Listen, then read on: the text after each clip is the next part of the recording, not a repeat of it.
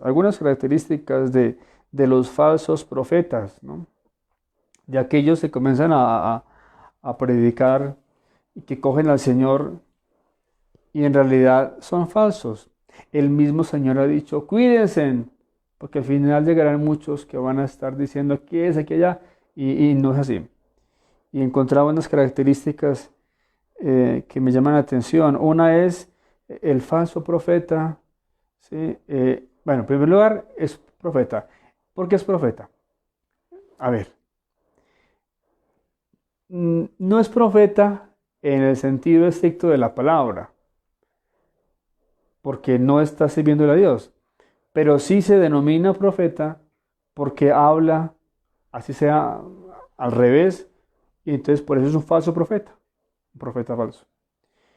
¿Y qué encontramos en estos falsos profetas? Uno es que no tienen puerta estrecha en él.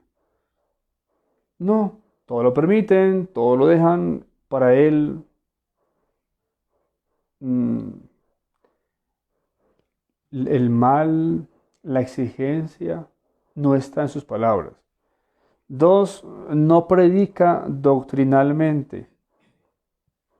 Mm, Solamente se dedica a hablar mensajes bonitos, mensajes positivos, a llenar a la gente de, pues, a fortalecer sus emociones.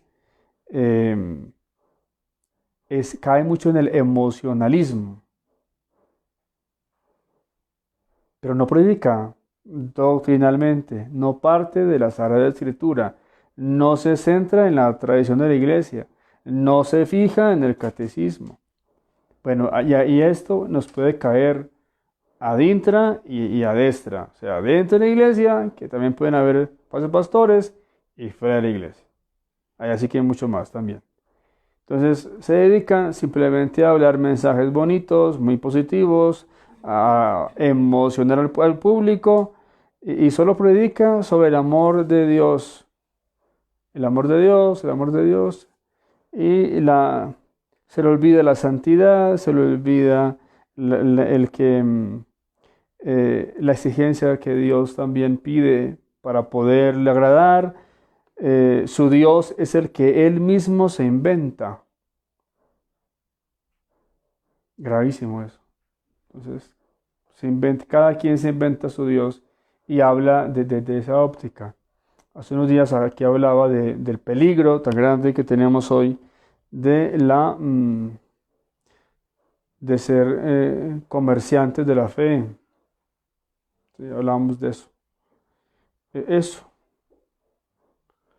se están enriqueciendo, se están lucrando, se están aprovechando de los demás bajo el nombre del Señor Jesús.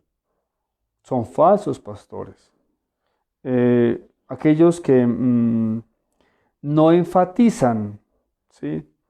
Oiga, los novísimos, se les olvidó a la gente. Existe muerte, existe purgatorio, existe cielo, existe infierno. Esos temas hoy, tratarlos hoy, qué difícil, casi no se habla. Y entonces insistimos mucho en la misericorditis. Recordemos que la palabra itis es una inflamación. Estamos inflamados de misericordia, hinchados, hinchados. Y con ese hinchazón que estamos generando, que la gente no trabaje la conversión y que la gente vaya perdiendo la fe. En, en Bélgica me parece que es. No sé, en todo el país este año solamente se pudo ordenar un muchacho en todo el país. No hay seminaristas en todo el país. Uno solo se pudo ordenar. Cuentan que se ordenan más obispos que sacerdotes. No hay vocaciones. Y decían que el problema está en esto de escándalos que hemos dado nosotros, los que estamos aquí al frente, eh, el enseñar una doctrina al revés, muy relajada, y el mundo también que pelea contra nosotros, la descristianización de la sociedad, el laicismo acelerado en el que estamos, que quiere sacar al Señor como de lugar de todas partes. Entonces, si estamos viendo eso allá, ¿por qué no despertarnos y comenzar a caminar como tiene que ser? Me dolía mucho ver el obispo de Knock diciendo, antiguamente este santuario se llenaba de jóvenes para la ordenación, ahorita uno y ya, no hay más.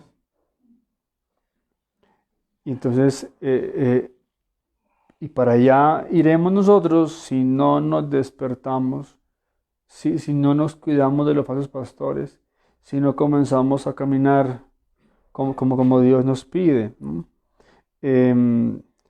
Si no volvemos a la fuente. Es que si nosotros nos alejamos de la fuente, ¿qué vamos a decir? ¿Qué vamos a hacer?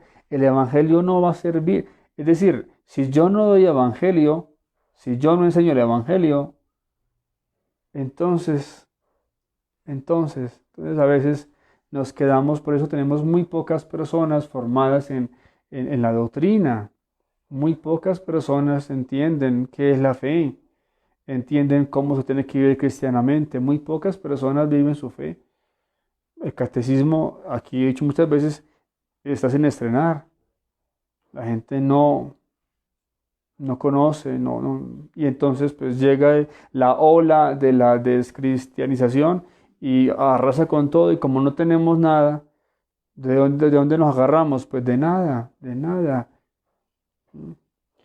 Me gustó mucho el profesor que da la formación, nos decía que el Papa Benedicto XVI tuvo un tiempo de crisis cuando era joven. Era joven teólogo. Y porque sentía que había un vacío en el estudio escolástico. Entonces a él, ¿sí? Pero él, en esa crisis que tuvo, dice él que lo fortaleció dos cosas. En la crisis en la que estuvo, lo fortaleció la liturgia. Celebrar la Santa Misa y reconocer que aquí se hace presente el Señor, que el cielo baja a la tierra en el momento de la Santa Misa. Eso a él lo fortaleció.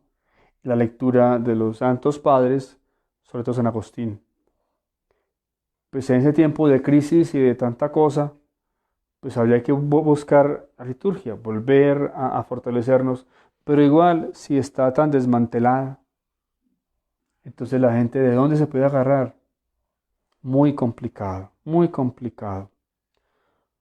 Van a sancionar, un obispo va a sancionar a los sacerdotes que en Argentina, en una diócesis,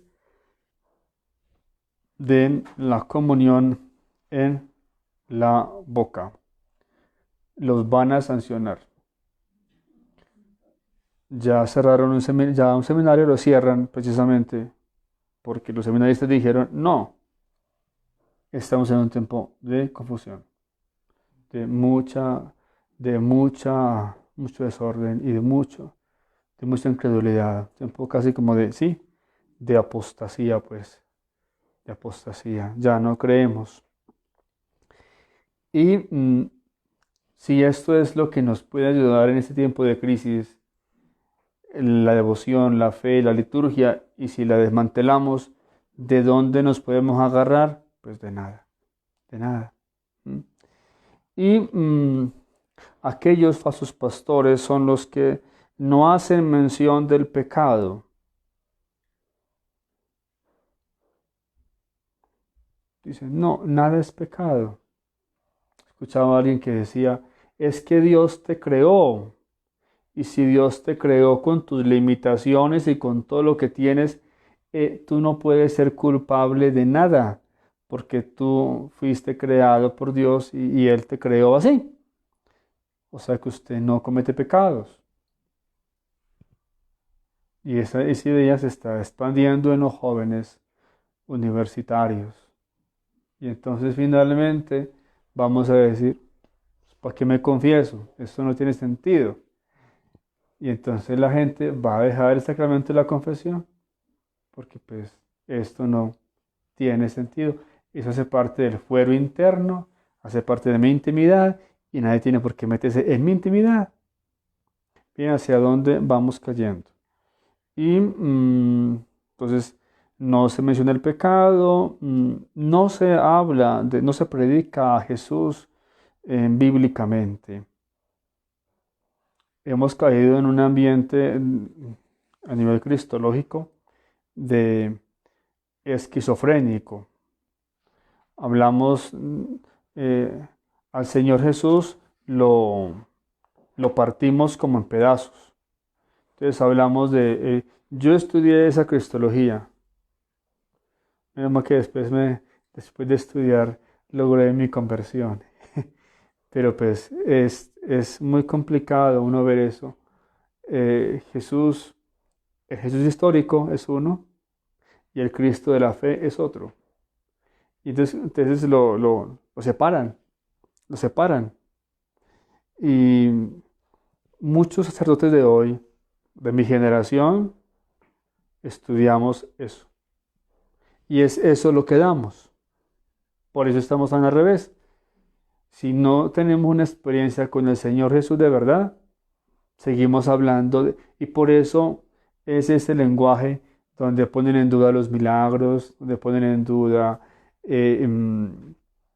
la presencia real del Señor en la Eucaristía, lo ven como un símbolo, como signo, donde comienzan a relativizar lo que está en la Sagrada Escritura, prácticamente hasta convertirlo como en un mito, en algo que no es histórico, y eso se comienza a regar en la gente, en los grupos bíblicos, y la gente comienza, unos se escandalizan, otros se alejan, muchos pierden la fe.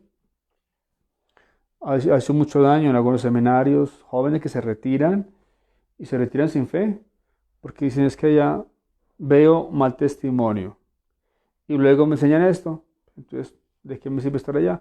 Y se alejan sin fe.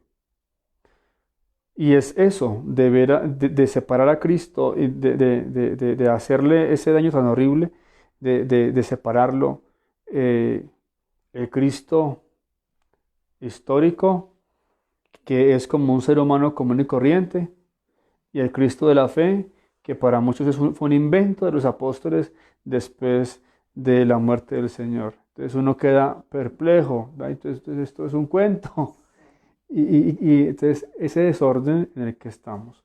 Papa Benedicto sí tiene una cristología supremamente unitaria. Él no separa al Cristo histórico, no, para él es unitario y partiendo de la enseñanza de los santos padres. Y esa por eso me interesó muchísimo ese estudio, porque pues, uno comienza a beber cristianamente lo que tiene que beber, porque en este tiempo encontramos mucha agua podrida que nos están dando y como es agua, entonces tomemos, pero esa agua nos envenena, esa agua no está bien. Entonces hay que también tener mucho cuidado, ¿sí? Con esas voces, pues nosotros escuchamos la voz eh, que encontramos hoy en la Sagrada Escritura, la voz de San Pedro, pero es la voz iluminado, revelado por el Padre Celestial. Fue el Padre el que dijo eso, no fue él, no fue una idea subjetiva, no, fue Dios Padre quien le reveló. Y por eso el Señor dice, bueno, lo felicita, ¿no? Hasta el punto que le dice, dichoso tú, Simón, dichoso, porque eso no te lo ha revelado nadie, sino mi Padre que está en el cielo. Amén. Amén.